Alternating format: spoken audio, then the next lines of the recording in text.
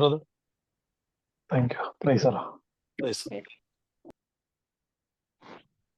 എല്ലാവർക്കും യേശുവിന്റെ നാമത്തിലുള്ള സ്നേഹവും നന്ദി അറിയിക്കുന്നു. സാധിക്കുന്നവരൊക്കെ വീഡിയോ കോളിൽ നമുക്കൊന്ന് ഒരുമിച്ച് കാണാൻ പറ്റുകയാണെങ്കിൽ, ബുദ്ധിമുട്ടില്ലാത്തവരൊക്കെ, എല്ലാ സുന്ദരന്മാരും സുന്ദരിമാരും ഒക്കെ ഇപ്പൊ ഷാബു ബ്രദർ ഒരു സുന്ദരനെ മാത്രമേ കാണാൻ പറ്റുന്നുള്ളൂ. എല്ലാവരെയും ഒന്ന് കാണാൻ ആഗ്രഹം. സാധിക്കുന്നവരൊക്കെ ഒന്ന് വീഡിയോ കോൾ വരട്ടെ. പ്രൈസ്. യെസ്, ദൈവത്തിന് മഹത്വം. സുന്ദരന്മാർ മാത്രമേ ഉള്ളൂ, അല്ലെ? സുന്ദരികളില്ലെന്ന് തോന്നുന്നത്. അതെ, ഒരു മറിഞ്ഞിരിക്കുന്നു. കൂടുന്നതും ഇന്ന് മാത്രമല്ല, നിങ്ങൾ സാധിക്കുമ്പോഴൊക്കെ കൂട്ടായ്മ വീഡിയോ കോളിൽ നിവൃത്തി ഉണ്ടെങ്കിൽ ഒരുമിച്ച് വന്ന് കൂടുക. അതിന് ഭയങ്കര ഇതാണ്. നമ്മള് ദൈവത്തിന്റെ വിശുദ്ധരെ ഒരുമിച്ച് കൂടുന്നതാണ്. ഈ മറിഞ്ഞിരുന്ന് കൂടുമ്പോൾ ഇച്ചിരിയും കൂടെ ഇതിനെ ലാഘവത്തോടെ എടുക്കാൻ നമ്മുടെ മാനുഷികത ഇടയാക്കും. അതിനകത്തോട്ട് പിശാചി കയറാൻ സാധ്യതയുണ്ട്. ഇതിലാകുമ്പോൾ നമ്മൾ കുറേയും കൂടെ നമ്മുടെ കോൺഷ്യസ് ആയിരിക്കും. നമ്മളൊരു ധ്യാനം കൂടുവാണെങ്കിൽ, ഫിസിക്കൽ ഫെലോഷിപ്പ് ആണെങ്കിൽ എങ്ങനെയാ, നമ്മള് തുണിയൊന്നും മറച്ചിട്ട് ഹെൽമെറ്റ് വെച്ചൊന്നും അല്ലല്ലോ, മുഖം മറച്ചൊന്നും അല്ലല്ലോ നമ്മൾ കൂടുന്നത്. എല്ലാവരും അങ്ങോട്ടും ഇങ്ങോട്ടും നോക്കിയിരുന്നത്. ആ ഒരു തന്നെ ഇതിലെടുക്കുക. ദൈവം ഇത് തന്നിരിക്കുന്നത് പല രാജ്യങ്ങളിലൊക്കെ ഇരിക്കുന്നവർക്ക് ഒരുമിച്ച് കൂടാനുള്ള ഒരു നല്ലൊരു പ്ലാറ്റ്ഫോമാണ്. അത് ഈ പറഞ്ഞതുപോലെ കറിക്കരിഞ്ഞുകൊണ്ടും ഈ സോഫയെ കിടന്നുകൊണ്ടും ഒക്കെ കൂടുക. കുറെ കൂടെ, കാരണം എന്റെ വചനം കേൾക്കുമ്പോൾ വിറയ്ക്കുന്നവര്, അത് വലിയൊരു കാര്യമാണ്. വളരെ ഭക്തിയോടെ ശ്രദ്ധയോടെ കേൾക്കേണ്ട ഒരു കാര്യമാണ്. നമ്മുടെ അപ്പൻ അത് ഭയങ്കര നിർബന്ധമാണ്. അപ്പൊ അപ്പന്റെ മക്കളെല്ലാം കൂടെ എന്ത് ചെയ്യണം, ആ ഒരു ഇതോടുകൂടി നിങ്ങൾ മുന്നോട്ട്. ഇതിന് നല്ലൊരു, നിങ്ങളുടെ ഒരു കൂട്ടായ്മ നല്ലൊരു അഭിഷേകമുള്ള ഒരു കൂട്ടായ്മയാണ് ഫെലോഷിപ്പ്. ഇവിടെ ഡെയിലി ഇങ്ങനെ കൂടി വരിക എന്ന് പറയുന്ന നിസ്സാര കാര്യമല്ല, പരിശുദ്ധാത്മാവ് നടത്തുന്നതാണ്. അപ്പൊ അതുകൊണ്ട് അതിനെ അങ്ങനെ തന്നെ കൂടുക. തീരെ പറ്റാത്തവർ മറിഞ്ഞിരിക്കുക. പ്രൈസ്. അപ്പൊ എന്തായാലും നമുക്ക് കർത്താവിന്റെ സാന്നിധ്യവും പരിശുദ്ധാത്മാവിന്റെ സഹായം തേടാം. നമ്മുടെ അപ്പന്റെ വലിയ സാന്നിധ്യം ഇവിടെ കടന്നു വരട്ടെ. ഇന്ന് കർത്താവെ, ഞങ്ങൾ കേൾക്കുന്ന വചനം ഞങ്ങളുടെ ജീവിതത്തിൽ മാംസം ധരിച്ച് വെളിപ്പെട്ടു വരുവാനായിട്ട്, ഞങ്ങളായിരിക്കുന്ന ദേശങ്ങളിൽ ദൈവത്തെ മഹത്വപ്പെടുത്തുന്നവരായി, ദൈവത്തെ പ്രത്യക്ഷപ്പെടുത്തുന്നവരായി ഞങ്ങൾ മാറണം. ആ ഒരു നിലവാരത്തിലേക്ക് ഞങ്ങളുടെ ജീവിതങ്ങളെ കൊണ്ടുപോകണമെന്ന് പ്രാർത്ഥിക്കുകയാണ്. അത് ഞങ്ങൾക്കൊന്നുമില്ല, എന്നാൽ അപ്പൻ ഞങ്ങളുടെ സർവസ്വവുമാണ്. യേശുക്രിസ്തുവിലൂടെ പരിശുദ്ധാത്മാവ് മുഖാന്തരം ഞങ്ങൾക്ക് കിട്ടിയ ഏറ്റവും വലിയ സമ്പത്താണ് ഞങ്ങളുടെ സ്വർഗീയ അപ്പൻ. ആ ഒരു നിലവാരത്തിലേക്ക് അപ്പൻ പരിപൂർണനായിരിക്കുന്നത് പോലെ, അപ്പാ പിതാവേ ഡാഡി അങ്ങ് പരിപൂർണനായിരിക്കുന്നത് പോലെ പരിപൂർണരാകാനുള്ള സാധ്യതയാണ് ഞങ്ങളുടെ മേലിട്ട് തന്നിരിക്കുന്നത്. അതിനായി നന്ദി പറയാം.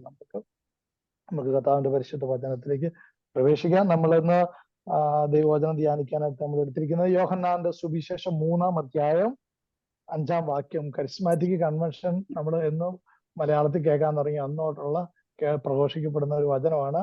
ആദ്യ നാളുകളിൽ പ്രഘോഷിക്കപ്പെട്ടതും ഇന്ന് അധികം പ്രഘോഷിക്കപ്പെടാത്തതും പിശാച് മറച്ചു കളഞ്ഞിരിക്കുന്നതുമായ സാത്താൻ വളരെ തന്ത്രശാലി. അവന് ശക്തി കുറഞ്ഞു പോയിരിക്കുക, ശക്തിയില്ല.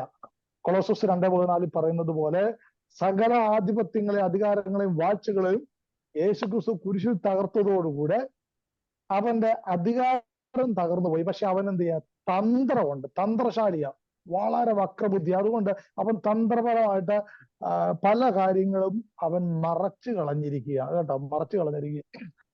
അതിലൊന്നാണ് സ്വർഗസ്ഥനായ ഞങ്ങളുടെ പിതാവ് എന്ന പ്രാർത്ഥന പിശാച് അടിച്ചു കളഞ്ഞിരിക്കുകയാണ്. അതിവിടെ ഇപ്പൊ പറയാനുള്ള സമയമല്ല. അതുകൊണ്ട് അത് അറിയാണ്ട് ഇങ്ങനെ നമ്മുടെ കോൺഷ്യസ് മൈൻഡിൽ നിന്നല്ല, നമ്മുടെ അബോധ മനസ്സിൽ നിന്ന് നമ്മൾ പലരും പ്രാർത്ഥിക്കുന്നത് അല്ലേ.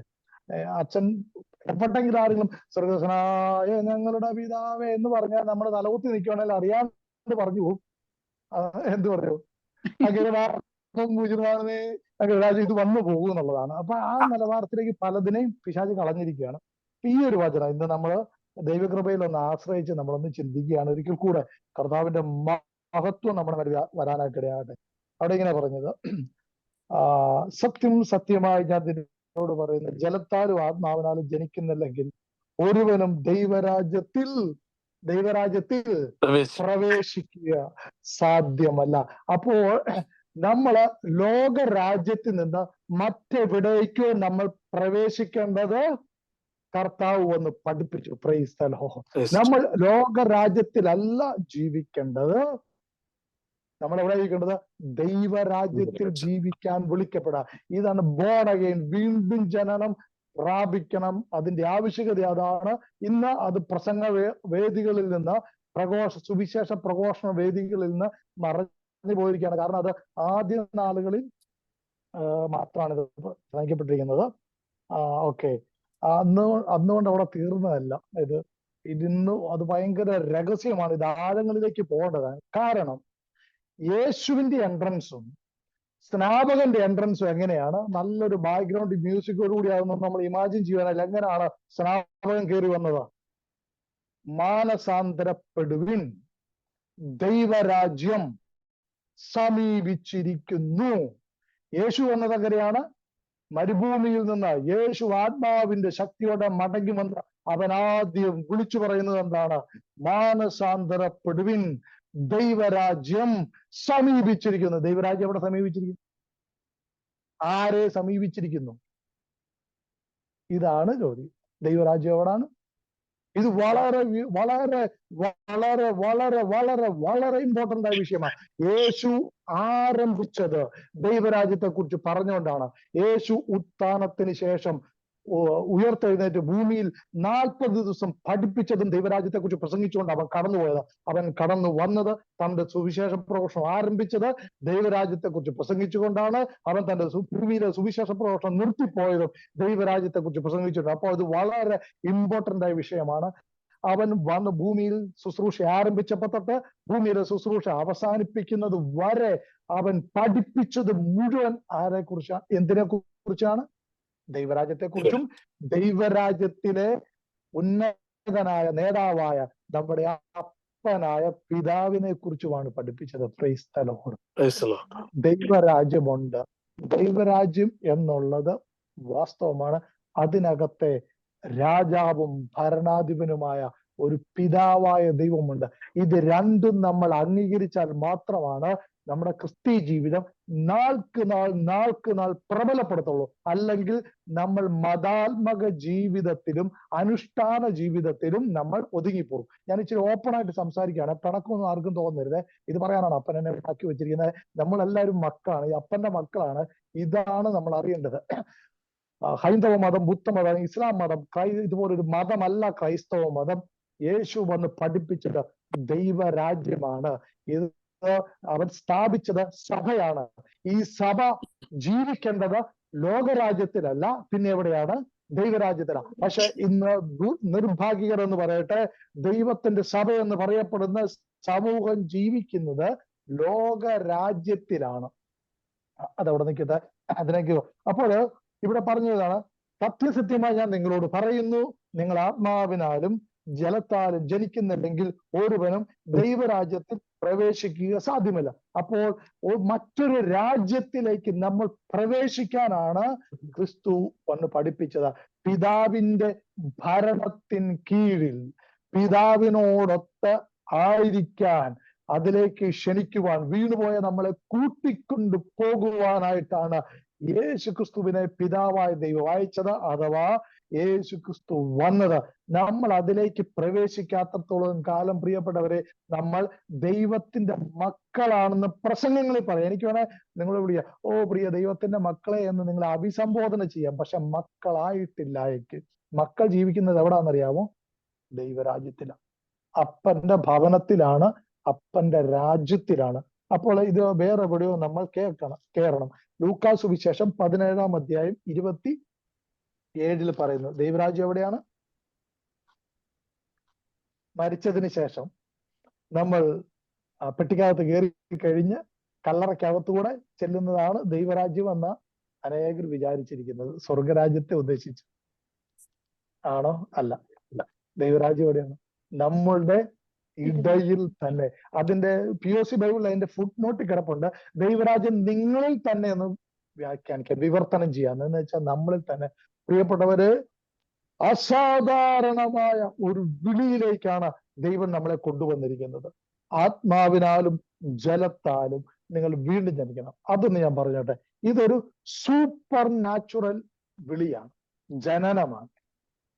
Super natural. ആത്മാവിനാലും ജനത്താലും.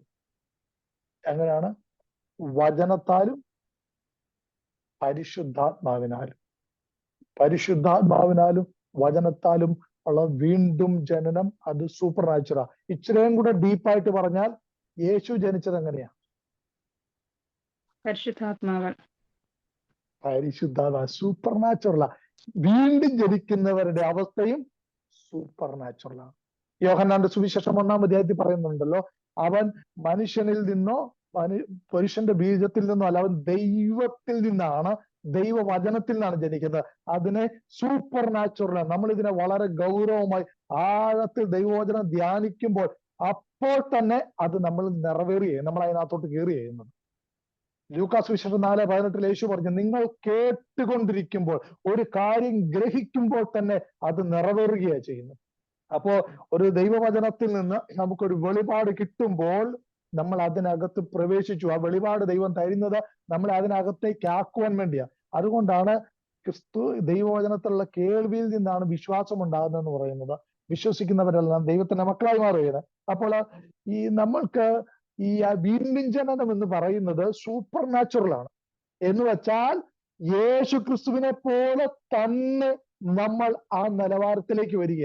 യേശു ക്രിസ്തുവിനെ പോലെ തന്നെ നമ്മൾ ജനിച്ചാൽ മാത്രമേ ദൈവരാജ്യത്തിൽ നമ്മൾക്ക് അംഗങ്ങളാകുവാനായിട്ട് പറ്റത്തുള്ളൂ. അതുകൊണ്ടാണ് അതെങ്ങനെയാണ് യേശുവിനെ രക്ഷകനും നാഥനുമായി അംഗീകരിക്കുന്ന ഒരുവൻ ദൈവമകനായി മാറുകയാണ് ചെയ്യുന്നത്. യേശുക്രിസ്തുവിനുള്ള വിശ്വാസം മൂലം നിങ്ങൾ ദൈവപുത്രരാണ്. യോഹന്നാന്റെ ലേഖനത്തിലും പറയുന്നു, യോഹന്നാന്റെ സുവിശേഷത്തിലും പറയുന്നു. ഇങ്ങനെ നമ്മൾ ആത്മാവിൽ വീണ്ടും ജനിക്കണം. ഇത് വളരെ ഗൗരവമുള്ള വിഷയമാണ്. ഇത് ദൈവരാജ്യത്തിലേക്കാണ് നമ്മൾ പ്രവേശിക്കുന്നത്. അപ്പോൾ ഈ ദൈവരാജ്യം എന്ന് പറയുന്നത് നമ്മളിലാണ്. അത് അദൃശ്യമാണ്. എവിടാണ് പറഞ്ഞിരിക്കുന്നത്? കൊരിന്ത്യക്കാർക്ക് എഴുതിയ 2-ാം ലേഖനം അതിന്റെ 4-ാം അധ്യായം അതിന്റെ 18-ാം തിരുവചനം ഇങ്ങനെ പറയുന്നു. പൗലോസ് പറയുന്നു, ദൃശ്യമായവയല്ല അദൃശ്യമായവയാണ് ഞങ്ങളുടെ ലക്ഷ്യം. കൊരിന്ത്യക്കാർക്ക് എഴുതിയ ലേഖനത്തില് അതിന്റെ 4-ാം അധ്യായം 2 കൊരിന്ത്യസില് 4-ാം അധ്യായം അതിന്റെ 18-ാം തിരുവചനം. ദൃശ്യമായവയല്ല അദൃശ്യമായവയാണ് ഞങ്ങളുടെ ലക്ഷ്യം. അപ്പൊ നമ്മള്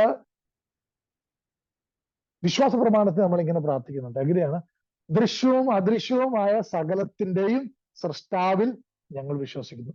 അപ്പോൾ പിതാവായ ദൈവം കാണാവുന്ന ഒന്ന് സൃഷ്ടിച്ചിട്ടുണ്ട്, കാണപ്പെടാത്തതൊന്നുമുണ്ട്. അതാണ് ദൈവരാജ്യം.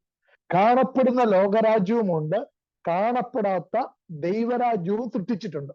ഇത് മരിച്ചതിന് ശേഷമാണെന്ന് പിശാച് ചില പ്രസംഗങ്ങളിൽ നമ്മളെ തെറ്റിദ്ധരിപ്പിച്ചിട്ടുണ്ട്. നമ്മൾ ചെറുപ്പം തൊട്ടേ കേട്ട വാഹനമൊക്കെ ദൈവരാജ്യം ഇതാ മരിച്ചു കഴിഞ്ഞ് ചെല്ലുമ്പോഴാണ്. അല്ല, അത് ഇന്നും നമ്മൾ പറയാം. ഇന്ന് അനേക കരിസ്മാറ്റിക്കാരിൽ ദൈവരാജ്യം എന്ന് പറയുമ്പോൾ അപ്പോൾ അവർക്ക് ഈ വാജ്യം പോകുന്നത് മരിച്ചതിന് ശേഷം എന്നുള്ള അല്ല, ഇവിടെ വെച്ച് തന്നെയാണ്. ദൈവരാജ്യം നമ്മളിലാണ്, നമ്മളുടെ ഇടയിലാണ്, നമ്മളിലാണ്. അപ്പോൾ പൗലോസ് പറയുകയാണ്, ഞങ്ങള് ദൃശ്യമായവയല്ല അദൃശ്യമായവയാണ് ഞങ്ങളുടെ ലക്ഷ്യം. ദൃശ്യങ്ങളെല്ലാം നശിക്കുന്നതാണ്, അദൃശ്യങ്ങൾ നശിക്കാത്തതാണ്. അതിന്റെ തൊട്ടു മുകളിലത്തെ വചനത്തിൽ പറയുന്നത് 16-ാം അധ്യായത്തില് ഈ ദൃശ്യമായവയെ കാണാൻ പറ്റുന്നത് എന്തിനാണ്? അദൃശ്യമായവ കാണാൻ പറ്റുന്നത് എന്തിനാണ്? ഞങ്ങളുടെ ആന്തരിക മനുഷ്യൻ അനുദിനം നവീകരിക്കപ്പെടുന്നു. ഞങ്ങളുടെ ക്ലേശങ്ങൾ ബാഹ്യ മനുഷ്യൻ ക്ഷയിച്ചുകൊണ്ടിരിക്കും. അപ്പൊ ബാഹ്യ മനുഷ്യനാണ് ലോകരാജ്യത്തെ കാണാൻ പറ്റുന്നത്. അങ്ങനെയെങ്കിൽ ഈ അദൃശ്യ രാജ്യത്തെ കാണാൻ പറ്റുന്നത് നമ്മുടെ ആന്തരിക മനുഷ്യനാണ്.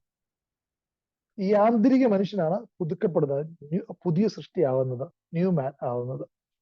പരിശുദ്ധാത്മാവിനാലും ജലത്താലും നമ്മുടെ അകത്തെ മനുഷ്യൻ എന്ന് പറയുന്നത്, അകത്തൊരു മനുഷ്യനുണ്ട്. ഈ അകത്തെ മനുഷ്യനാണ് ഈ അദൃശ്യ ലോകവുമായിട്ട് കണക്ഷൻ കിട്ടുന്നത്. ബാഹ്യ മനുഷ്യൻ ബാഹ്യ ലോകവുമായിട്ട് കണക്ഷൻ ഉണ്ടെങ്കിൽ പഞ്ചേന്ദ്രിയങ്ങൾ ഈ ലോകവുമായിട്ട് കണക്ട് ചെയ്യപ്പെടുന്ന പോലെ നമ്മുടെ അകത്തെ മനുഷ്യൻ, അകത്തൊരു മനുഷ്യൻ, തൊട്ട് മുകളിലത്തെ പറയുന്നത് ആന്തരിക മനുഷ്യൻ എന്ന് പറയുന്നത് തൊട്ട് മുകളിൽ പറയുന്നുണ്ട്. അപ്പോൾ ഈ മനുഷ്യനാണ് ഈ അദൃശ്യ ലോകവുമായിട്ട് നമുക്ക് ബന്ധപ്പെടാൻ പറ്റുന്നത്. അതിന് മറ്റൊരു ഉദാഹരണം, ഒരു വചനമാണ് ഞാൻ നിങ്ങളുടെ ശ്രദ്ധയിലോട്ട് കൊണ്ടുവരട്ടെ.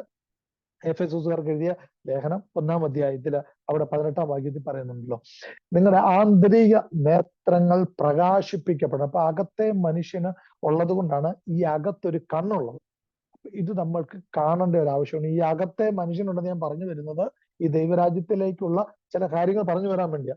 അപ്പൊ ഈ അകത്തെ മനുഷ്യൻ വീണ്ടും ജനിച്ച് പുതുതാക്കപ്പെട്ട ഈ ഒരു നവീകരണ അനുഭവം നമ്മുടെ അകത്തുണ്ടായാൽ മാത്രമാണ് ഈ ദൈവരാജ്യത്തെ നമുക്ക് കാണാൻ പറ്റത്തുള്ളൂ. ഈ ദൈവരാജ്യത്തിലോട്ട് കയറി കഴിഞ്ഞെന്നാൽ, ഈ ദൈവരാജ്യത്തിൽ നമ്മൾ കാലെടുത്ത് വെച്ച് കഴിഞ്ഞെന്നാൽ നമ്മുടെ ജീവിതം അപ്പോൾ മുതൽ സൂപ്പർ നാച്ചുറൽ നിലവാരത്തിലായിരിക്കും. എന്ന് വെച്ചാൽ യേശുക്രിസ്തു ഭൂമിയിൽ എങ്ങനെ ജീവിച്ചോ ആ നിലവാരത്തിലേക്ക് നമ്മളെ സ്വർഗം കൊണ്ടുപോകും. സംശയമൊന്നും വേണ്ട. അതിനൊരു ഉദാഹരണം യോഹന്നാന്റെ സുവിശേഷം 17-ാം അധ്യായം 23-ാം വാക്യത്തില് യേശുവിന്റെ ഒരു ചങ്കിൽ നിന്നൊരു പ്രാർത്ഥന അതിനകത്തുണ്ട്. ഇത് നമ്മൾ വളരെ പിടിച്ചു വെച്ച് നമ്മൾ പ്രാക്ടീസ് മനസ്സിലാക്കേണ്ട ഒരു കാര്യമാണ്. യോഹന്നാന്റെ സുവിശേഷം 17-ാം അധ്യായം 23-ാം വാക്യം യേശു ഇങ്ങനെ പ്രാർത്ഥിക്കുന്നത്: പിതാവേ, അങ്ങ് എന്നെ സ്നേഹിച്ചതുപോലെ തന്നെ ഇവരെയും സ്നേഹിക്കുന്നുവെന്ന് ലോകം അറിയണം. ആരറിയണം? ഇവരറിഞ്ഞാൽ മാത്രം പോരാ.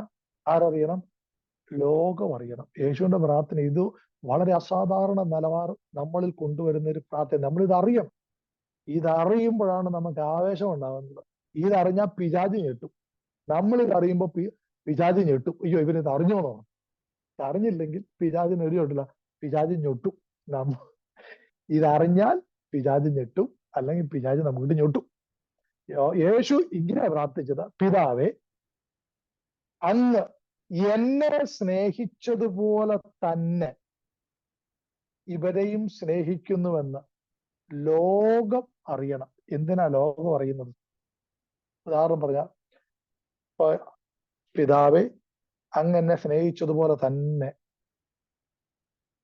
മനോജിനെയും അല്ലെങ്കിൽ ജോസ് ആന്റണിയെയും സ്നേഹിക്കുന്നുവെന്ന് ലോകം അറിയണമെന്നാ പ്രാർത്ഥിച്ചത്. യേശു അങ്ങനെ പ്രാർത്ഥിക്കൂ. അവൻ പ്രാർത്ഥിച്ചതിന് പിന്നിൽ ഉദ്ദേശമുണ്ട്. ഇത് ദൈവരാജ്യത്തിലേക്ക് പ്രവേശിക്കുമ്പോൾ നമ്മുടെ മേൽ വരുന്ന കാര്യങ്ങളാണ്. ദൈവരാജ്യത്തിനകത്ത് പ്രവേശിക്കണം. ഇത് ബോധപൂർവ്വം. ദൈവരാജ്യത്തിൽ എപ്പോഴാണ്, ദൈവരാജ്യത്തിന്റെ ഈ അഭിഷേകത്തിലേക്ക് നമ്മൾ എപ്പോഴാണ് വരുന്നത്? രണ്ട് കാര്യങ്ങൾ ചെയ്യേണ്ടത്. ഒന്ന്, ദൈവരാജ്യം എന്നിൽ ഉണ്ടെന്ന് ഞാൻ അംഗീകരിക്കണം, വിശ്വസിക്കണം. രണ്ട്, അതിന്റെ എന്റെ സ്വർഗസ്ഥനായ പിതാവാണ്. ആ പിതാവ് സ്വർഗസ്ഥനായ ദൈവമാണ്. ആ ദൈവം എന്റെ പിതാവാണ്. ഈ രണ്ട് കാര്യങ്ങൾ അംഗീകരിക്കുമ്പോൾ നമ്മളിൽ ഇതിന്റെ ചുരുളുകൾ അഴിയാൻ തുടങ്ങും. യേശുവിനെ രക്ഷകനും നാഥനുമായി സ്വീകരിക്കണം. സ്വീകരിച്ചതിന് ശേഷം ഈ രണ്ട് കാര്യങ്ങൾ നമ്മൾ ബോധപൂർവം ദൈവവചനത്തിൽ അംഗീകരിക്കണം. ദൈവരാജ്യം എന്ന വിഷയമാണ്. ഇത് വളരെ ഗൗരവമാണ്. കാരണം ഇതിൽ ജീവിക്കാനാണ് ദൈവം നമ്മളെ വിളിച്ചത്. പക്ഷെ നിർഭാഗ്യരെന്ന് പറയാം, ഇന്ന് അനേകര് ഇതിനകത്തല്ല ജീവിക്കുന്നത്, പുറത്താ ജീവിക്കുന്നത്. ലോകരാജ്യമുണ്ട്, ദൈവരാജ്യമുണ്ട്. മത്തായിയുടെ സുവിശേഷം 6-ാം അധ്യായം 25 മുതൽ തുടങ്ങുന്നത് ഇങ്ങനെയാണ്. ഈശോ പറഞ്ഞു, നമുക്ക് എല്ലാവർക്കും അറിയാവുന്നതാണ്: നിങ്ങൾ എന്ത് തിന്നും, എന്ത് കുടിക്കും എന്ന് വിചാരിച്ച് ഭാരപ്പെടേണ്ട.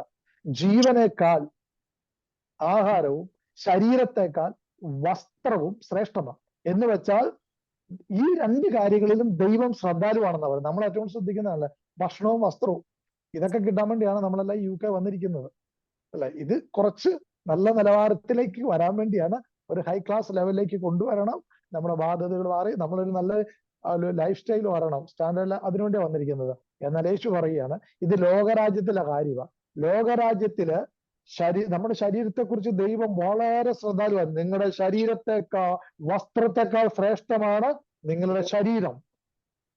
ഭക്ഷണത്തെക്കാൾ ഉന്നതമാണ് നിങ്ങളുടെ ജീവൻ. ഇതിനെ രണ്ടിനെ കുറിച്ച് നമ്മുടെ അപ്പന് ശ്രദ്ധയുണ്ട്. ഇതെല്ലാം ഇങ്ങ് പറഞ്ഞ് താഴോട്ട് വന്നിട്ട് 32-33 വാക്യങ്ങളിൽ പറയാണ്, ഇവയെല്ലാം ആവശ്യമാണ്. അതായത് ഈ ഭക്ഷണവും വസ്ത്രവും നിങ്ങൾക്ക് ആവശ്യമാണെന്ന് നിങ്ങളുടെ പിതാവിനറിയാം. നിങ്ങളുടെ പിതാവിനറിയാം. പക്ഷെ അടുത്തതാ പറയുന്നത്, നിങ്ങൾ മുന്നമേ ദൈവത്തിന്റെ രാജ്യവും നീതിയും അന്വേഷിക്കുവിൻ, അതോടൊപ്പം ബാക്കിയുള്ളവയെല്ലാം നിങ്ങൾക്ക് ലഭിക്കും. എങ്ങനെ? ഈ ദൈവരാജ്യത്തെ കുറിച്ച് നമ്മൾ ദൈവവചനത്തിൽ നിന്ന് അന്വേഷിച്ചു കൊണ്ടിരിക്കുമ്പോൾ തന്നെ നമുക്കുള്ളതെല്ലാം കൂട്ടിച്ചേർക്കപ്പെടുമെന്നാണ് പറഞ്ഞത്. ഇത് അന്വേഷിച്ച് കണ്ടെത്തി അതിനകത്ത് കയറി വിശ്രമിക്കുമ്പോൾ കിട്ടുമെന്നല്ല പറയുന്നത്. അവിടെ പറഞ്ഞു വെച്ചിരിക്കുന്നത് ഇങ്ങനെയാണ്: നിങ്ങൾ ആദ്യം ദൈവത്തിന്റെ രാജ്യവും നീതിയും അന്വേഷിക്കുവിൻ. അതാദ്യം നമ്മൾ അത് അന്വേഷിക്കും. കാരണം യേശു വന്ന് പഠിപ്പിച്ചത് ദൈവരാജ്യത്തെ കുറിച്ച്. എന്ന് വെച്ചാൽ ആ ഫെലോഷിപ്പ്, അപ്പന്റെ കൂടെയുള്ള വാസം, അത് തിരിച്ചറിയുക.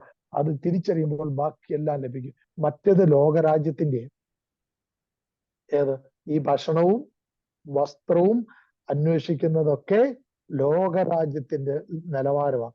എന്നാൽ ദൈവരാജ്യത്തെ കുറിച്ച് അന്വേഷിക്കണം. ഈ ദൈവരാജ്യത്തിലാണ് വൻ കാര്യങ്ങൾ ദൈവം ചെയ്തു വെച്ചിരിക്കുന്നത്. ഇത് ക്രിസ്ത്യാനി തിരിച്ചറിയണം. പരിശുദ്ധ അമ്മ പറഞ്ഞിട്ടുണ്ട്, ശക്തനായവൻ എനിക്ക് വൻ കാര്യങ്ങൾ ചെയ്തിരിക്കുന്നു. ഒരു വെളിപാടാണ്. ആത്മാവിൽ നിറഞ്ഞ് പരിശുദ്ധ അമ്മ പറഞ്ഞൊരു കാര്യമാണ്, അല്ലെ? പരിശുദ്ധ സ്തോത്രഗീതം വചനം ലൂക്കാ സുവിശേഷം 1-ാം അധ്യായത്തിൽ കിടപ്പുണ്ട്. അതിൽ പറഞ്ഞിരിക്കുന്ന ഒരു കാര്യമാണ്. അത് മുഴുവൻ വെളിപ്പെടുത്തലാണ്. ജ്ഞാനത്തിന്റെയും വെളിപാടിന്റെയും ആത്മാവ് പുറത്തേക്ക് പറഞ്ഞ ശബ്ദം ഉയർത്തി പറഞ്ഞ കാര്യം. അതിലൊരു കാര്യമാണ്, ശക്തനായവൻ വൻ കാര്യങ്ങൾ ചെയ്തിരിക്കുന്നു. ഈ തിരിച്ചറിവ് എനിക്കും നിങ്ങൾക്കും ഉണ്ടാവണം. ശക്തനായവൻ വൻ കാര്യങ്ങൾ എനിക്ക് വേണ്ടി ചെയ്തിരിക്കുന്നു. നിസാര കാര്യം ചെയ്തു വെച്ചിട്ടല്ല നമ്മളെ അവൻ ഭൂമിയിലാക്കിയിരിക്കുന്നത്. ഈ ദൈവവചന അനുഭവത്തിലേക്ക് അവൻ നമ്മളെ കൊണ്ടുവന്നിരിക്കുന്നത്, ഈ ദൈവരാജ്യത്തിലേക്ക് നമ്മളെ അവൻ വിളിച്ചിരിക്കുന്നത് ചെറിയ കാര്യങ്ങൾ ചെയ്തു വെച്ചിട്ടല്ല. പ്രിയപ്പെട്ടവർ, ഇവിടെ നമ്മൾ കോടികളുടെ ടേൺ ഓവർ ഒക്കെ ഉണ്ടാക്കുക എന്ന് പറയുന്നത് ദൈവത്തെ സംബന്ധിച്ച് നഖത്തിന്റെ അറ്റം വെട്ടിക്കളയുന്നത് പോലെ ഉള്ളൂ. അതല്ല, അതിനും വലിയ കാര്യങ്ങളാണ് ദൈവം നമ്മൾ ചെയ്തു വെച്ചിരിക്കുന്നത്. അത് ജസ്റ്റ് ഒന്ന് ഞാൻ പറയാം. എഫേസ്യർക്കാർക്ക് എഴുതിയ ലേഖനത്തില് അതിന്റെ 1-ാം അധ്യായത്തിലേക്ക് ഒന്ന് വരിക. എന്താണ് ചെയ്തു വെച്ചിരിക്കുന്നത്? ഇതറിയാൻ നമുക്ക് ജ്ഞാനത്തിന്റെയും വെളിപാടിന്റെയും ആത്മാവ് നമ്മുടെ ജീവിതത്തിലേക്ക് ഉണ്ടാണ്. അത് വെളിപ്പെട്ട് വരണം. അവിടെ 17-ാം വാക്യം, എഫേസ്യർ 1:17. നമ്മുടെ കർത്താവായ യേശുക്രിസ്തുവിന്റെ ദൈവവും മഹത്വത്തിന്റെ പിതാവുമായവൻ ജ്ഞാനത്തിന്റെയും വെളിപാടിന്റെയും ആത്മാവിനെ നിങ്ങൾക്ക് പ്രദാനം ചെയ്തുകൊണ്ട് തന്നെക്കുറിച്ചുള്ള പൂർണ്ണമായ അറിവിലേക്ക് നിങ്ങളെ നയിക്കട്ടെ. ഏതു തരത്തിലുള്ള പ്രത്യാശയിലേക്കാണ് അവിടുന്ന് നിങ്ങളെ വിളിച്ചിരിക്കുന്നതെന്ന് അറിയുവാനും വിശുദ്ധർക്ക് അവകാശമായി അവിടുന്ന് വാഗ്ദാനം ചെയ്തിരിക്കുന്ന മഹത്വത്തിന്റെ സമൃദ്ധി മനസ്സിലാക്കുവാനും നിങ്ങളുടെ ആന്തരിക നേത്രങ്ങളെ അവിടുന്ന് പ്രകാശിപ്പിക്കട്ടെ. ഇവിടെ ദൈവം അവകാശമായി അവിടുന്ന്, എങ്ങനെയാ? ഔദാര്യമായെന്നല്ല, അവകാശമായി അവിടുന്ന് വാഗ്ദാനം ചെയ്തിരിക്കുന്ന മഹത്വത്തിന്റെ സമൃദ്ധി. ആ വാക്കിനൊക്കെ എന്നാ കനവല്ലേ നമ്മൾ ധ്യാനിക്കേണ്ട. മഹത്വത്തിന്റെ സമൃദ്ധി മനസ്സിലാക്കുവാൻ നിങ്ങളുടെ ആന്തരിക മനുഷ്യനെ, ആന്തരിക നേത്രത്തെ പ്രകാശിപ്പിക്കട്ടെ. ഇതാ പറയും, ദൈവരാജ്യത്തെ തൊടാൻ പറ്റുന്നത് നമ്മളുടെ ആന്തരിക മനുഷ്യനാണ്. നമ്മുടെ ആന്തരിക നേത്രങ്ങൾക്കാണ് ദൈവരാജ്യത്തിന്റെ മഹത്വം കാണാൻ പറ്റത്തുള്ളൂ. അപ്പോൾ ഉന്നതമായതാണ് നമുക്ക് വേണ്ടി ചെയ്തു വെച്ചിരിക്കുന്നത്. എന്ന് വെച്ചാൽ ദൈവം ക്ലാസ്, ഹൈ ക്ലാസ് എന്ന് പറയൂല, അത് ഹൈ ക്ലാസ് സാധനം എന്ന് പറയല്ലേ. നമ്മൾ ദൈവം ക്ലാസ്, ഗോഡ് ക്ലാസ് സന്താനങ്ങളായി ഇരിക്കുന്നത്. പ്രൈസലോ, ആ ഒരു നിലവാരത്തിലാണ് ദൈവം ആക്കി വെച്ചിരിക്കുന്നത്. ഇത് വെറുതെ ഒരു രോമാഞ്ചം ഉണ്ടാകാൻ പറയുന്ന കാര്യമല്ല. ഇതാണ് യേശു വന്ന് പഠിപ്പിച്ച, സഹനങ്ങൾ ഏറ്റെടുത്ത് മരിച്ച് അവൻ ഇത് തിരിച്ചു തന്ന് നമ്മളെ കൂട്ടിക്കൊണ്ടു പോയിരിക്കുന്നത്. നമ്മളെ ആക്കി വെച്ചിരിക്കുന്നത് അവിടെയാ, ഈ പദവിയിലാണ് നമ്മൾ ആക്കി വെച്ചിരിക്കുന്നത്. ശക്തനായവൻ എനിക്കൊണ്ട് വൻ കാര്യങ്ങൾ ചെയ്തുകൊണ്ടോ ദൈവം ചെയ്തു വെച്ചിരിക്കുന്നത് വൻ കാര്യങ്ങൾ മനസ്സിൽ. എന്നിട്ട് തൊട്ടടുത്ത വചനം പറയാണ്, അതുവഴി അവന്റെ പ്രാപപൂർണമായ പ്രവർത്തനത്തിനനുസൃതമായി വിശ്വാസികളായ നമ്മിലേക്ക് പ്രവഹിക്കുന്ന അവന്റെ അപരിമേയമായ ശക്തിയുടെ മഹനീയത എത്രമാത്രമാണെന്ന് ഞാൻ വ്യക്തമാക്കട്ടെ. വിശ്വസിക്കുന്നവരിലേക്ക് വ്യാപരിക്കുന്ന അപരിമേയമായ ശക്തിയുടെ മഹനീയത, പ്രിയപ്പെട്ടവരെ, ഇത് നമ്മളിൽ വെളിപ്പെടുന്നത് ദൈവരാജ്യവുമായി നമ്മൾ കണക്ട് ചെയ്യപ്പെടുന്ന മാത്രയിൽ ഇത് നമ്മളിൽ വെളിപ്പെടാൻ തുടങ്ങും. നമ്മൾ മതാത്മക ജീവിതം നയിച്ചാലും ഒരു സാധാരണ കരിസ്മാറ്റിക് ധ്യാനങ്ങൾ കൂട്ടായ്മ കൂടി പോയാലും ഇത് നമ്മളിൽ വെളിപ്പെടത്തില്ല. മറിച്ച് ഇത് ദൈവരാജ്യവുമായി ബന്ധപ്പെട്ട ദൈവവചനങ്ങൾ മനസ്സിലാക്കി അതിലേക്ക് നമ്മൾ കയറുമ്പോൾ അപ്പൻ ആ 17-ാം വാക്യം പറയുന്നത് എങ്ങനെയാണ്? നമ്മുടെ കർത്താവായ യേശുക്രിസ്തുവിന്റെ ദൈവവും പിതാവുമായവൻ അവൻ തന്നെയാണ് നമ്മുടെയും പിതാവും ദൈവവും. അപ്പൊ യേശുക്രിസ്തുവിനൊരു പിതാവുണ്ട്, യേശുക്രിസ്തുവിനൊരു ദൈവമുണ്ട്. ഞാൻ ആ ടോപ്പിക്കിൽ നിന്ന് മാറുമല്ല, അത് ജസ്റ്റ് അതൊന്ന് മനസ്സിലാക്കുക. യേശുക്രിസ്തുവിനൊരു പിതാവുണ്ട്, യേശുക്രിസ്തുവിനൊരു ദൈവം. ഇത് തന്നെ ഉയർത്തെഴുന്നേറ്റ ശേഷം യേശു പറഞ്ഞത് എന്താണ്? മഗ്ദല മറിയത്തോട് ചെന്ന് പറഞ്ഞത് എന്താണ്? നീ ചെന്ന് പറയുക, എന്റെ ദൈവവും നിങ്ങളുടെ ദൈവവും, എന്റെ പിതാവും നിങ്ങളുടെ പിതാവും എന്ന് പറയാനാ പറഞ്ഞത്. അപ്പോൾ എന്താണ്? എനിക്കും യേശുക്രിസ്തുവിനും ഒരു പിതാവായ ദൈവമുണ്ട്, അത്യുന്നതനായ ഒരു ദൈവമുണ്ട്, സകലത്തിന്റെയും ഓണറായ ഒരു ദൈവമുണ്ട്. ഞാനും യേശുക്രിസ്തുവും ദൈവരാജ്യത്തിൽ ഇതിന്റെയൊക്കെ അവകാശികളാണ്. യേശുവിനെ കുറിച്ച് പറയുന്ന റോമാലേഖനം 8-ാം അധ്യായം 17-ാം വാക്യം പറയുന്നത്, നിങ്ങൾ ദൈവത്തിന്റെ മക്കളായതുകൊണ്ട് ദൈവത്തിന്റെ അവകാശിയും യേശുക്രിസ്തുവിനോടൊപ്പം കൂട്ടവകാശിയുമാണെന്നാണ് പറയുന്നത്. അപ്പൊ ദൈവം ഓണറാണ്, യേശു അവകാശിയാണ്, പ്ലസ് ഞാനും. എന്നെ ഫോളോ ചെയ്യാൻ പറ്റുന്നുണ്ടെന്ന് ഞാൻ വിചാരിക്കുകയാണ്. ഒരിക്കൽ കൂടെ പറയാം. ദൈവത്തിന്റെ അവകാശിയാണ് ഞാൻ, റോമ 8:17 പ്രകാരം. യേശുക്രിസ്തുവിനോടൊപ്പം ഞാൻ കൂട്ടവകാശിയാണ്. ദൈവമാണ് സകലത്തിന്റെ ഓണം. ഉദാഹരണം പറഞ്ഞാൽ, ഇപ്പോൾ നിങ്ങൾ കുടുംബനാഥനായിരിക്കുന്ന നിങ്ങളുടെ പ്രോപ്പർട്ടിയുടെ ഓണറാണ്, ആ വീടിന്റെ ഓണറാണ്.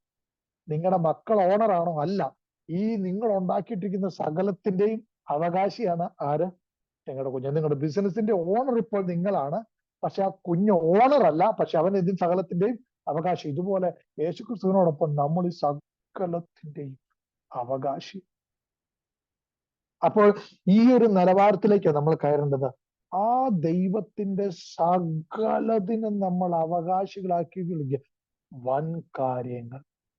ഇനി ഇതിന്റെ സമൃദ്ധി എന്താ? നമ്മുടെ ആന്തരിക മനുഷ്യനെ ശക്തിപ്പെടുത്തുന്ന ഈ മഹത്വത്തിന്റെ സമൃദ്ധി നമ്മൾ മനസ്സിലാക്കണം. പ്രോസ്പെരിറ്റി.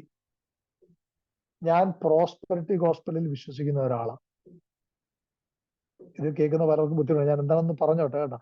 ഈ പ്രോസ്പെരിറ്റി എന്ന് പറയുമ്പോൾ തന്നെ സമ്പത്താണെന്നാണ് എല്ലാവരും വിചാരിക്കുന്നത്. നിങ്ങളുടെ കൂട്ടായ്മ എന്ത് വിചാരിക്കുന്ന അറിയില്ല, അതിലേക്ക് പറഞ്ഞു വരാം.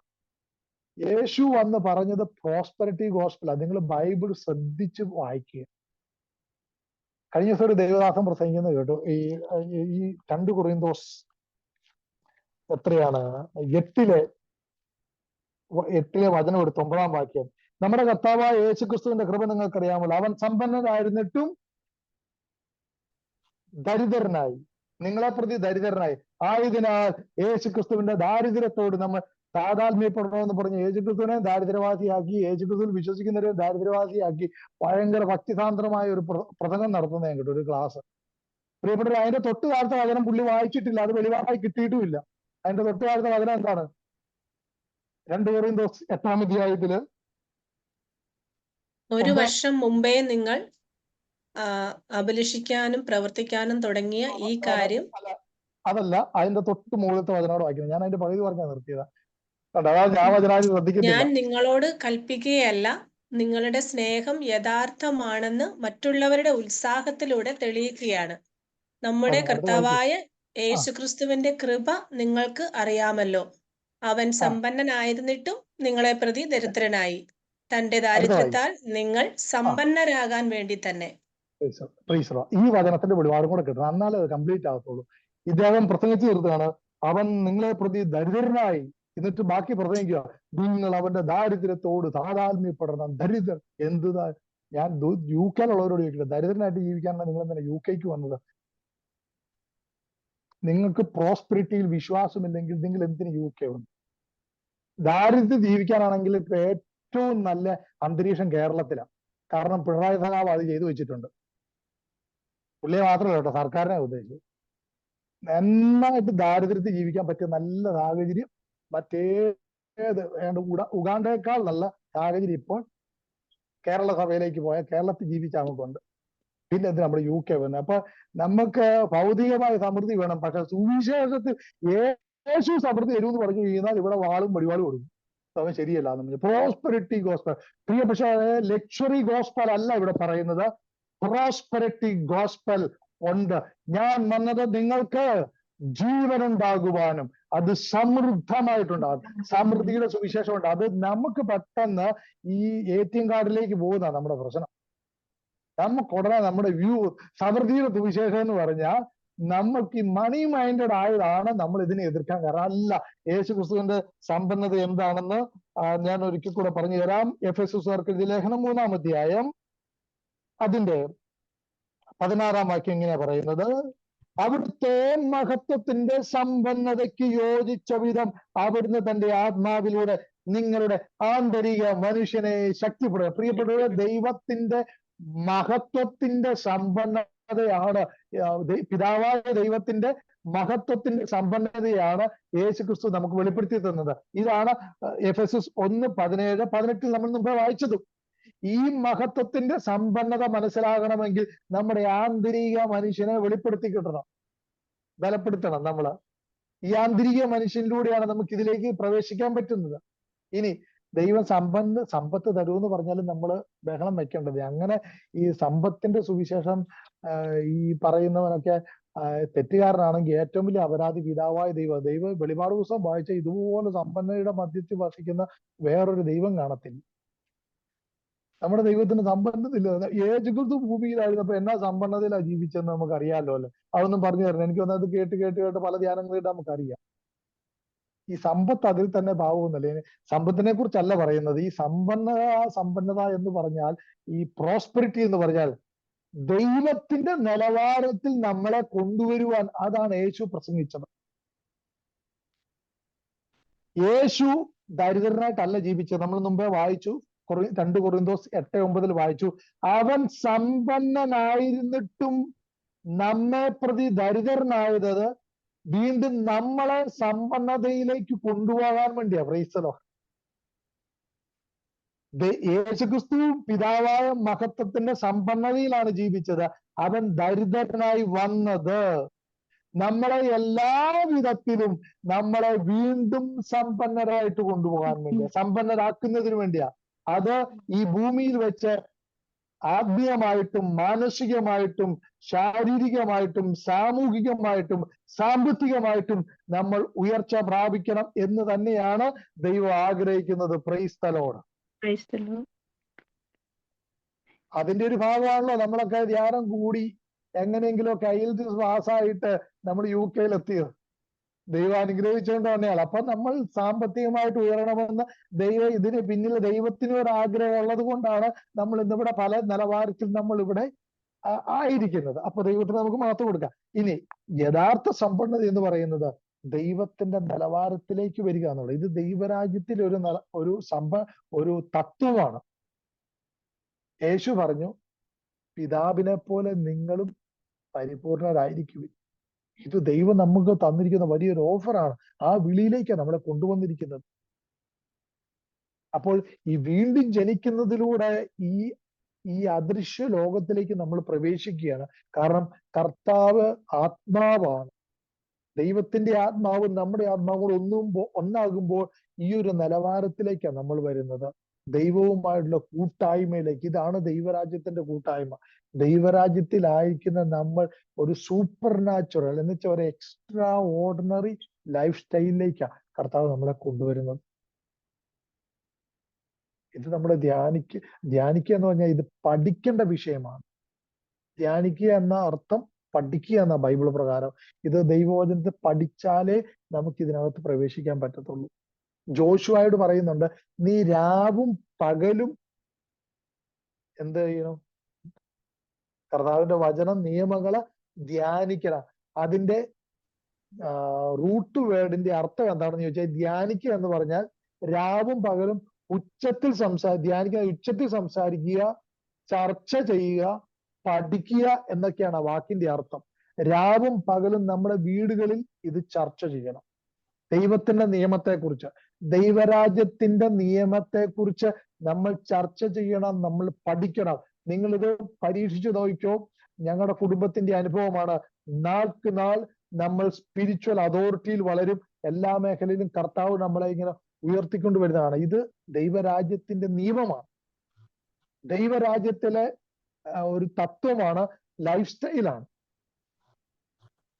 കാരണം എന്തെന്നാല് നമ്മളെ വിളിച്ചിരിക്കുന്നത് ഒരു റോയൽ ലൈഫ് സ്റ്റൈലിലേക്കാണ്. ആദ്യത്തെ മാർപ്പാപ്പ പറഞ്ഞു നിങ്ങൾ റോയൽ പ്രീസ്റ്റ്ഹുഡ് ആണ്. നമ്മൾ ചില രാജ്യങ്ങളിലെ റോയൽ ഫാമിലീസിനെ കുറിച്ച് കേട്ടില്ല. അവർക്ക് അവരുടേതായ ഒരു ലൈഫ് സ്റ്റൈൽ ഉണ്ട്. ഈ കലികളിരിക്കുന്നവരെ പോലല്ല അവർ ജീവിക്കുന്നത്. അവർക്കതായ ഒരു നിലവാരമുണ്ട്. പ്രിയപ്പെട്ടവരെ, നമുക്ക് ഒരു നിലവാരം കർത്താവ് തന്നിട്ടുണ്ട്. റോയൽ ലൈഫ് സ്റ്റൈൽ, രാജകീയ വംശമാണ് നമ്മൾ. ആ രാജകീയ വംശത്തില് എങ്ങനെ ഇടപെടണം, നമ്മുടെ രീതികൾ എന്തായിരിക്കണം എന്ന് പറയുന്നത് മാത്രമാണ്. ഇത് അല്ലാണ്ട് അവിടെ നോക്കരുത് ഇവിടെ നോക്കരുത് എന്ന് പറഞ്ഞ് നമ്മളെ ഭാരപ്പെടുത്തുന്നതല്ല. നമ്മുടെ ജീവിത ശൈലിയാണ് ഈ വിശുദ്ധ വേദപുസ്തകം എന്ന് പറയുന്നത്.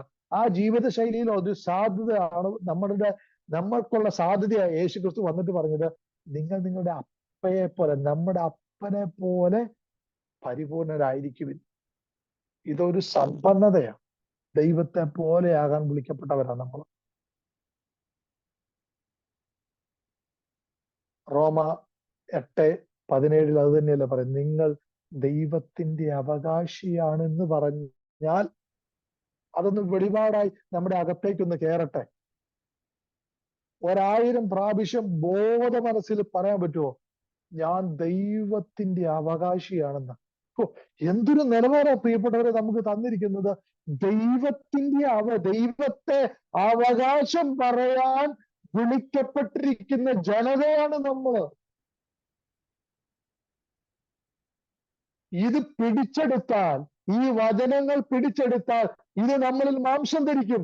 ദൈവം നമ്മളിൽ പ്രത്യക്ഷപ്പെടും എന്ന് വെച്ചാൽ ദൈവത്തിന്റെ മക്കളിലൂടെ ദൈവം പ്രത്യക്ഷപ്പെടാൻ തുടങ്ങും. ഞാൻ പറയുന്നത് നിങ്ങൾക്ക് മനസ്സിലാവുമെന്ന് വിചാരിക്കുക, അർത്ഥത്തിലെടുക്കും. നമ്മളിലൂടെ ദൈവം പ്രത്യക്ഷപ്പെടാൻ തുടങ്ങും.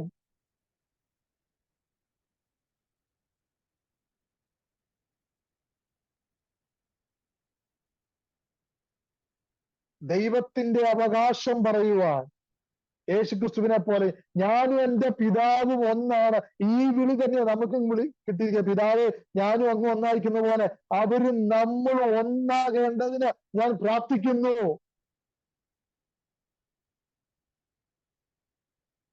മതാത്മക ജീവിതം, റിലീജിയസ് ലൈഫ് അല്ല ക്രിസ്തീയ ജീവിതം എന്ന് പറയുന്നത്.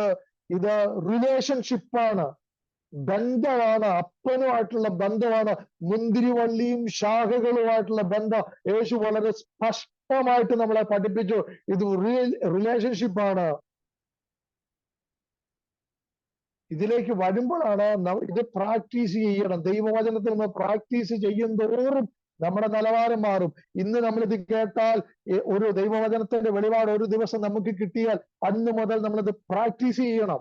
നമുക്കറിയാം, ഒരു ഡ്രം സെറ്റ് വായിക്കുന്ന അല്ലെങ്കിൽ ഒരു കീബോർഡ് പ്ലേ എന്ത് വായിക്കട്ടെ, അവരോട് ചോദിക്കുക, അവരെത്ര നാളത് പ്രാക്ടീസ് ചെയ്തിട്ട്. ഇന്ന് നമ്മൾ കാണുമ്പോൾ കോലൊക്കെ എടുത്തിട്ട് ഇങ്ങനെ വായുവിലിട്ട് കറക്കി അടിക്കുന്ന കാണാമല്ല, തെറ്റിപ്പോകത്തില്ല. നമ്മൾ കോലിട്ട് കറക്കിയാൽ വല്ലവരെയും പോകും. പക്ഷെ അദ്ദേഹം കോലിട്ട് കറക്കിയാൽ കൃത്യം ആ 2 വിരലിനിടയിൽ തന്നെ വരിക്കും, പിന്നെ പടപടയെന്ന് അടിക്കും.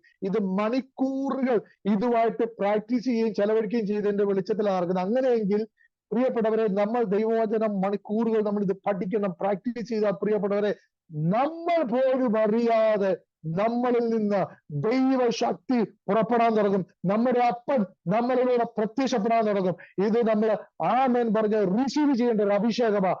പത്രോസിന് ഒരിക്കൽ പോലും അറിയത്തില്ലായിരുന്നു എന്റെ നിഴലിനകത്ത് ശക്തിയുണ്ടെന്ന്. അവൻ അറിയത്തില്ലായിരുന്നു. പക്ഷെ അവൻ നടന്നു പോയപ്പോൾ അവന്റെ നിഴലടിച്ചവർ സൗഖ്യമാകാൻ തുടങ്ങി.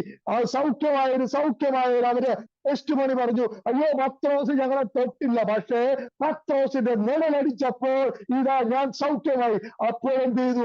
അവൻ പോകുന്നിടത്തൊക്കെ അവന്റെ നിഴലടിക്കാൻ വേണ്ടി അവൻ രോഗികളെ കൊണ്ട് കിടത്തുക സാധാരണ ഒരു പരിപാടിയായി മാറി. പ്രിയപ്പെട്ടവരെ, ഞാനും നിങ്ങളും പോലും അറിയാണ്ട്, നമ്മൾ പോലും അറിയാണ്ട്, നമുക്ക് പ്രത്യേക കൃപാവരത്തിന് വേണ്ടി ഇരുന്ന് നമ്മൾ തപസ് അനുഷ്ഠിച്ച് കൃപാവരങ്ങളൊന്നും പ്രാപിക്കേണ്ട. നമ്മൾ പോലും അറിയാത്ത ഏറ്റവും മോഡേൺ ആയിട്ടുള്ള, ഇന്ന് വരെ വെളിപ്പെട്ടിട്ടില്ലാത്ത കൃപാവരങ്ങൾ അപ്പൻ നമ്മളിലൂടെ പുറത്തേക്ക് ഈ അന്ത്യനാളുകളിൽ വിടാൻ തുടങ്ങും. ഒറ്റയതേ ഉള്ളൂ, നമ്മൾ ഈ ദൈവരാജ്യത്തിനകത്ത് യേശുക്രിസ്തുവിനോടൊപ്പം നമ്മൾ ഇതിനകത്ത് വസിക്കാൻ തുടങ്ങണം. ഇതിലേക്കാണ് സ്നാപകയോഹന്നാനും യേശുക്രിസ്തു നമ്മളെ ക്ഷണിച്ചത്. മാനസാന്തരപ്പെടുവിൻ, ദൈവരാജ്യം സമീപിച്ചിരിക്കുന്നു. ഹല്ലേലൂയ. ഇതിലേക്കാണ് നമ്മളെ വിളിച്ചിരിക്കുന്നത്. പ്രിയപ്പെട്ടവരെ, നമ്മൾ ഈ നിലവാരത്തിലേക്ക് വന്നില്ല എങ്കിൽ നമ്മുടെ കൂട്ടായ്മകളും നമ്മുടെ കരിസ്മാറ്റിക്കും നമ്മുടെ വചന പ്രഘോഷണവും ഒക്കെ പ്രിയപ്പെട്ടവരെ ചേങ്ങലയോ മുഴങ്ങുന്ന ചേങ്ങലയോ കാറ്റത്തോ നമ്മൾ എഴുതുന്ന പോലെ വായുവിൽ എഴുതുന്ന പോലെ ആയിപ്പോകും. ഇതാണ് വീണ്ടും ജനനം പ്രാപിക്കുന്നതിലൂടെ ഒരുവൻ കയറുന്ന അസാധാരണമായ ലൈഫ് സ്റ്റൈൽ എന്ന് പറയുന്നത്. ദൈവത്തെ അവകാശം പറയുക. ഈ ദൈവത്തെ അവകാശം പറഞ്ഞ ദൈവത്തിന്റെ മക്കളായി മാറുമ്പോൾ നമ്മളിലൂടെ ദൈവം വെളിപ്പെടാൻ തുടങ്ങും. ഇതാണ് റോമാലേഖനം 8-ാം അധ്യായം 18-ാം വാക്യത്തിൽ സൃഷ്ടപ്രപഞ്ചം ദൈവ മക്കളുടെ വെളിപ്പെടുത്തലിനെ ആകാംക്ഷയോടെ കാത്തിരിക്കുന്നത്. ഞാൻ ഈ വചനം വായിക്കുമ്പോൾ ഓർക്കും, ആ ദൈവമേ, എങ്ങനെയാണ് ഈ സൃഷ്ടപ്രപഞ്ചം ദൈവമക്കളെ തിരിച്ചറിയുന്നത്? ദൈവത്തെ അപ്പനായിട്ട് തിരിച്ചറിഞ്ഞാൽ, നമ്മൾ തിരിച്ചറിഞ്ഞാൽ മതി, പ്രപഞ്ചം ഓട്ടോമാറ്റിക്കലി ആ വ്യക്തിയെ തിരിച്ചറിയും, ഇവൻ ദൈവത്തിന്റെ പൈതലാണെന്ന്. Price the Lord. നമ്മൾ ദൈവത്തെ അപ്പനായി എന്ന് തിരിച്ചറിയുന്നു, അപ്പന്റെ മകനെ പ്രപഞ്ചം തിരിച്ചറിയും. ഈ മക്കളെയാണ് പ്രപഞ്ചം ആകാംക്ഷയോടെ കാത്തിരിക്കുക. എന്തിനാണ്? അവരെ ഭരിക്കാൻ പോകുന്നത് ആരാണ്? ഈ മക്കളായിരിക്കും. അവരെ ദുഷ്ടന്റെ കെണിയിൽ നിന്ന്, മോഹന വാഗ്ദാനം കൊടുത്ത് അടിമത്തത്തിലാക്കി വെച്ചിരിക്കുന്ന ഈ പിശാചിന്റെ ജീർണതയിൽ നിന്ന് ദൈവമക്കളുടെ സ്വാതന്ത്ര്യം എന്ന് വെച്ചാൽ നമ്മൾ അനുഭവിക്കുന്ന അതേ സ്വാതന്ത്ര്യം പ്രപഞ്ചവും ആസ്വദിക്കാൻ, അല്ലെങ്കിൽ അത് അവകാശമാക്കാൻ അവരും ആഗ്രഹിക്കുന്നതെന്ന് അവിടെ എഴുതി വെച്ചിരിക്കുന്നത്. അപ്പൊ അത് നമ്മളിലൂടെയാണ് പുറത്തു വരാൻ പോകുന്നത്. പ്രിയപ്പെട്ടവരെ, നമ്മൾ ഈ ദൈവരാജ്യത്തിൽ പ്രവേശിച്ച് ദൈവത്തെ അപ്പനായി അംഗീകരിച്ചാൽ ആ നിമിഷം മുതൽ ഈ പ്രപഞ്ചവും നമ്മളെ തിരിച്ചറിയാൻ തുടങ്ങും. അപ്പോൾ ഒരു ദേശത്ത് ദൈവത്തെ അപ്പനായി, പിതാവായി അംഗീകരിച്ച വ്യക്തികൾ വസിക്കാൻ തുടങ്ങുമ്പോൾ ആ പ്രദേശത്തെ പ്രകൃതികൾ, ശോഭങ്ങളിൽ നിന്ന്, പിശാചിന്റെ സ്വാധീനത്തിൽ നിന്ന് അവർ സുരക്ഷിതരായിരിക്കും. Praise the Lord. ഈ അടുത്ത കാലത്ത് വയനാട് ഒഴുകി പോയപ്പോൾ നമ്മുടെ UK-ലെ ഒരു പബ്ലിക് ഫിഗറായ ഒരു പുള്ളി പബ്ലിക്കായിട്ട് വന്നിട്ട് പറഞ്ഞു, ഇന്നലെ വരെ ഉണ്ടായിരുന്ന എന്റെ വിശ്വാസം നഷ്ടപ്പെട്ടു പോയെന്ന് പറഞ്ഞ് പുള്ളി സോഷ്യൽ മീഡിയയിൽ കടന്ന് കാറുന്നത് കണ്ടു. ക്രിസ്ത്യാനിയാണ്, നമുക്ക് എല്ലാവർക്കും അറിയാവുന്നതാണ്. പുള്ളി സോഷ്യൽ മീഡിയയിൽ, ഫേസ്ബുക്കിൽ വന്നിട്ട് പറഞ്ഞു, ഇന്നലെ വരെ എനിക്ക് വിശ്വാസം ഉണ്ടായിരുന്നു, ദൈവം എല്ലാവരെയും നശിപ്പിച്ചു. വയനാട് ദൈവത്തിന് മനസാക്ഷി ഉണ്ടായിരുന്നു, ദൈവത്തിന് കണ്ണുണ്ടായിരുന്നു. ഞാൻ ഞെട്ടിപ്പോയി, ഈ മനുഷ്യന് ഇങ്ങനെ വന്നിരുന്ന് കാരണത്. ആരാണ് അത് കളഞ്ഞത്? ദൈവം ശപഥം ചെയ്തിട്ടുണ്ട്, ഞാനായിട്ട് ഇനി ഒരിക്കലും വെള്ളപ്പൊക്കം കൊണ്ട് ഭൂമിയെ നശിപ്പിക്കത്തില്ലാണ്. പക്ഷെ ഭൂമിയെ വെള്ളപ്പൊക്കം കൊണ്ടും പ്രകൃതിക്ഷോഭം കൊണ്ടും ഒക്കെ നശിപ്പിക്കുന്നത് ആരാണ്? പിശാചാണ്. ഈശോ വ്യക്തമായിട്ട് കാറ്റിനെയും കടലിനെയും ശാസിക്കുന്നുണ്ട്. അപ്പോൾ ഇങ്ങനെ പിശാച് ഈ ഭൂമിയെ നശിപ്പിക്കാൻ തുടങ്ങുമ്പോൾ അതിനെതിരെ നിലകൊള്ളാൻ അതിന്റെ മേൽ അധികാരമുള്ളവരായി ദൈവത്തിന്റെ മക്കളാണ് വെളിപ്പെടേണ്ടത്. ഇത് ദൈവരാജ്യത്തിൽ പ്രവേശിക്കുമ്പോഴാണ്, നമ്മളിലൂടെയാണ് ആ ശക്തി പുറത്തേക്ക് ഒഴുകേണ്ടത്. അതുകൊണ്ടാണ് യേശു പറഞ്ഞത്, നിങ്ങൾ ഭൂമിയുടെ ഉപ്പ്. ഇതൊക്കെ ദൈവരാജ്യത്തിലെ കുറെ തത്വങ്ങളാണ് യേശു പഠിപ്പിച്ചു വെച്ചത്. നിങ്ങൾ ഭൂമിയുടെ ഉപ്പ് കേടുകൂടാതെ സൂക്ഷിക്കുന്നത്. ഭൂമിയെയും പ്രകൃതിയെയും കേടുകൂടാതെ കൈകാര്യം ചെയ്യാനുള്ള അതോറിറ്റി മുഴുവൻ നമ്മുടെ ദൈവ മക്കളുടെ മേലാണ് ഏൽപ്പിച്ചിരിക്കുന്നത്. നമ്മൾ എപ്പോൾ അത് റിസീവ് ചെയ്യുന്നോ, നമ്മളത് മനസ്സിലാക്കുന്നോ, അപ്പോൾ മുതൽ നമ്മളിലൂടെ ഇത് പുറത്തേക്ക് വരും. പ്രിയപ്പെട്ടവരെ, വീണ്ടും ഞാനത് നിങ്ങളെ ശക്തമായിട്ട് അതിലേക്ക് ഞാൻ ക്ഷണിക്കുകയാണ്. ദൈവത്തെ അവകാശം പറയുന്നവരായി മാറുക. അവകാശം പറയുന്ന നിലവാരമാണ് നമുക്കുള്ളത്. അതിലേക്കാണ് നമ്മളെ വിളിച്ചിരിക്കുന്നത്. നിയമാവർത്തനം 4 പറയുന്നു, നമ്മൾ വിളിച്ചപേക്ഷിക്കുമ്പോഴൊക്കെ ദൈവം ഇത്രമാത്രം അടുത്തു വസിക്കുന്ന ജനത വേറെ ലോകത്തിൽ ഏതാ ഉള്ളത്. എന്നാൽ പുതിയ നിയമത്തിൽ വെളിപാടിലേക്ക് വന്നപ്പോൾ റോമ 8:17 പറയുകയാണ്, ദൈവം അവകാശം എന്ന് പറയുന്ന വേറെ ഏത് ജനതയാ ഭൂമുഖത്തുള്ളത്? എല്ലാവരും ദൈവത്തെ പ്രസാദിപ്പിക്കാൻ ഒത്തിരി കാര്യങ്ങൾ ചെയ്തുകൊണ്ടിരിക്കുക. പക്ഷെ ദൈവത്തെ അവകാശമായിട്ട് കിട്ടുന്നവര് ആത്മാവിലാലും ജലത്താലും വീണ്ടും ജനിക്കുന്നവർക്ക്, ദൈവരാജ്യത്തിൽ പ്രവേശിക്കുന്നവർക്ക്, ദൈവത്തിന്റെ മക്കളാകുന്നവർക്ക്, ദൈവത്തെ സ്നേഹിക്കുന്നവർക്ക്, യേശുക്രിസ്തുവിനെ വിശ്വസിക്കുന്നവർക്ക് ദൈവമക്കളാകാൻ കഴിവ് നൽകുന്നു. ദൈവമക്കളാകുന്നതോടെ ദൈവത്തെ അവകാശം പറയാനുള്ള അധികാരം കൂടെ നമുക്ക് കിട്ടുന്നു. ഈ തിരിച്ചറിവ് നമുക്ക് കിട്ടണം. ഇന്ന് അനേകർ ഈ തിരിച്ചറിവില്ലാണ്ട് ജീവിക്കുക. ക്രിസ്തീയ ഗോളത്തിൽ, കത്തോലിക്ക സഭയിലാണേലും കൊള്ളാം, മറ്റ് സഭകളിലാണേലും കൊള്ളാം, ഈ അവകാശം തിരിച്ചറിയാതെ അനേകരുണ്ട്. അവരെ ഉദ്ബോധിപ്പിക്കാൻ നമ്മൾക്ക് കർത്താവ് വിളി തന്നിരിക്കുക. ദൈവത്തെ അവകാശം പറയുക എന്ന് വെച്ചാൽ ദൈവത്തിനുള്ളതെല്ലാം എനിക്ക് അവകാശമാണ്. ലൂക്കാ സുവിശേഷം 15-ാം അധ്യായത്തിൽ ഇത് വ്യക്തമായിട്ട് പഠിപ്പിച്ചു വെച്ചിരിക്കുന്നു. ഇന്ന് മൂത്ത പുത്രന്റെ നിലവാരത്തിൽ ഒത്തിരി പേരുണ്ട്. എനിക്ക് അവിടെ മൂത്തപുത്രനെ ഒത്തിരി ഇഷ്ടം. കാരണം അവൻ അപ്പൻ ആരാണെന്ന്, അപ്പന്റെ അവകാശം എന്റെ അവകാശമാണെന്ന് അവന് തിരിച്ചറിയാമായിരുന്നു. അതുകൊണ്ട് അവൻ പറഞ്ഞത് അപ്പ എന്റെ ഷെയർ ഒക്കെ തരാൻ. പക്ഷെ മൂത്തപുത്രൻ അവിടെ ജീവിച്ചത് എങ്ങനെയാണ്?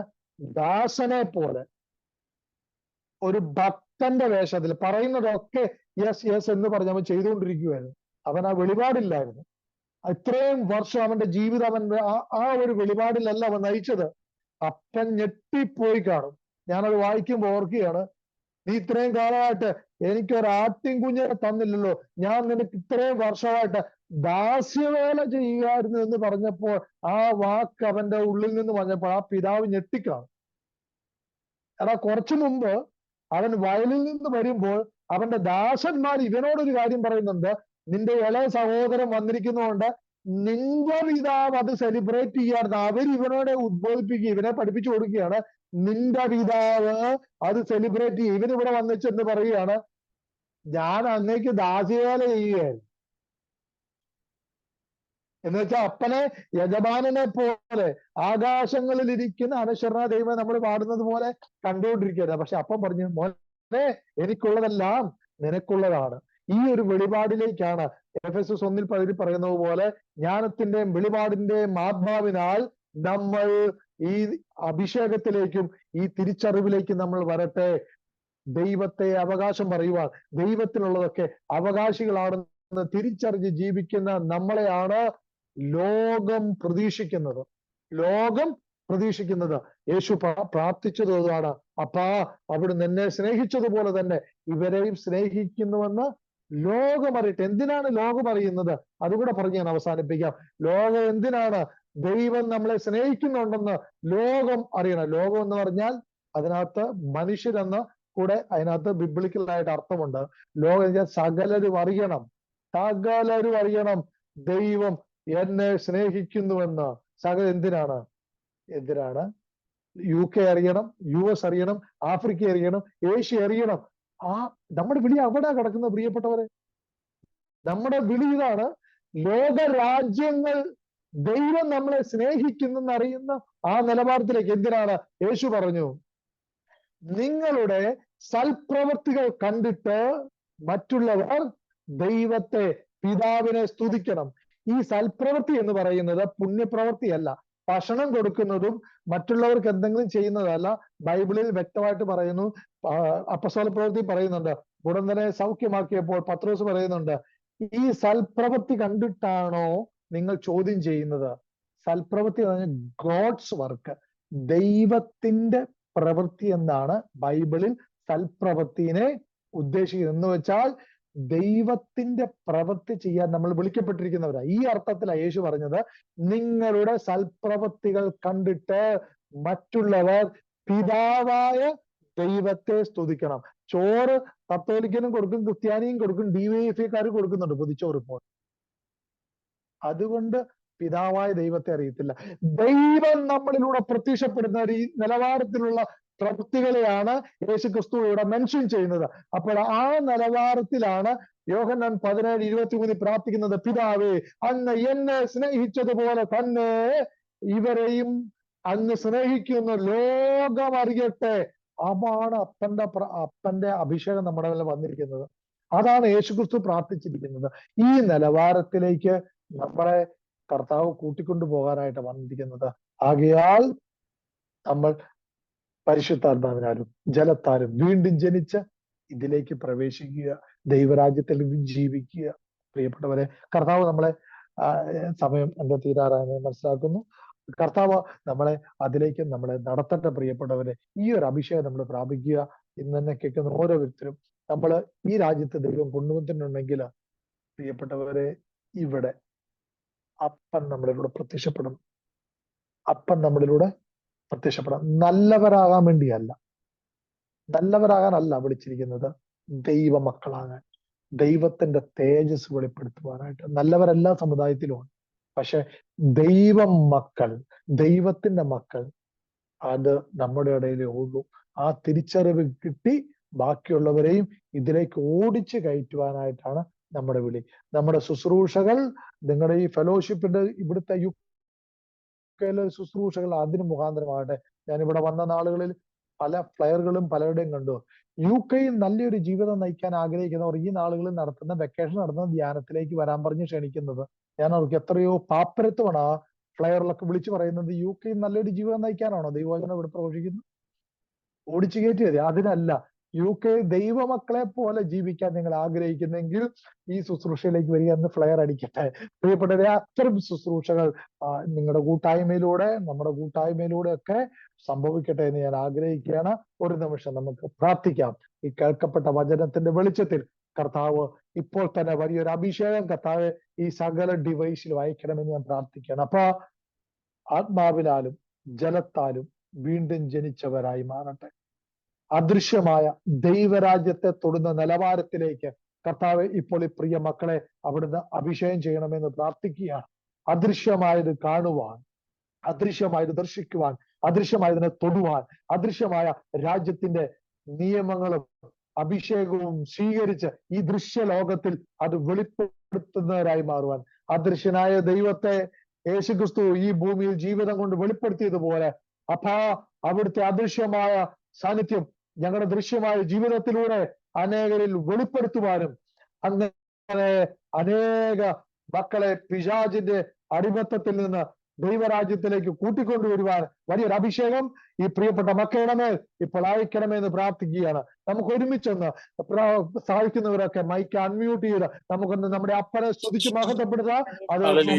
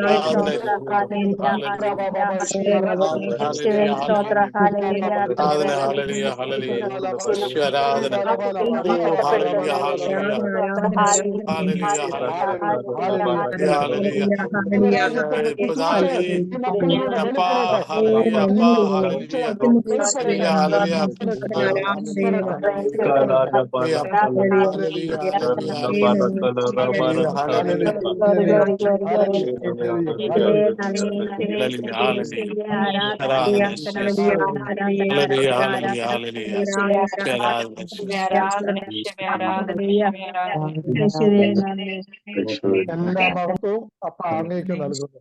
പ്രവാചകന്മാരും നിയമവും സ്നാപക യോഹന്നാൻ വരെ മാത്രമായിരുന്നു. അതിനുശേഷം ദൈവരാജ്യം പ്രസംഗിക്കപ്പെടുന്നു. ബലം പ്രയോഗിക്കുന്നവർക്ക് മാത്രമാണ് ദൈവരാജ്യത്തിൽ പ്രവേശിക്കാൻ പറ്റുക.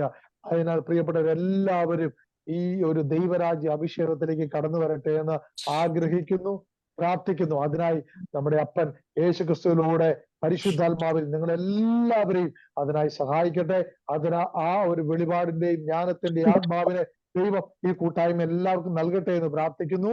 പിതാവിന്റെയും പുത്രന്റെയും പരിശുദ്ധാത്മാവിന്റെയും അത്ഭുത നാമത്തിൽ തന്നെ. Amen.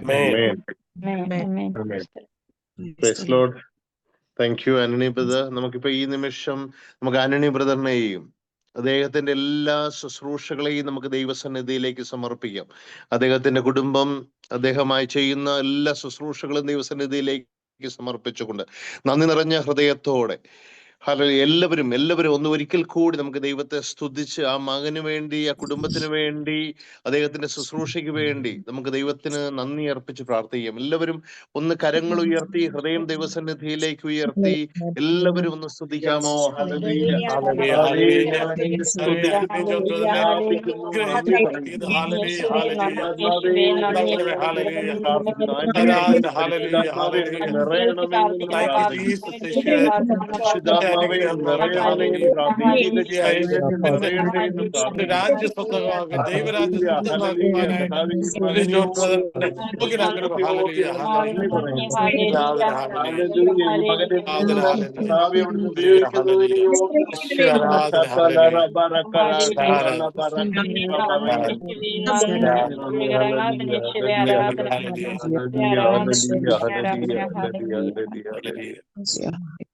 Thank you very much. ഒരിക്കൽ കൂടി കടന്നു വന്ന എല്ലാവരെയും ദൈവം സമൃദ്ധമായി അനുഗ്രഹിക്കട്ടെ. ഇന്നത്തെ ശുശ്രൂഷ ഇവിടെ സമാപിച്ചിരിക്കുന്നു. Praise the Lord. Praise the Lord. God bless you. Thank you.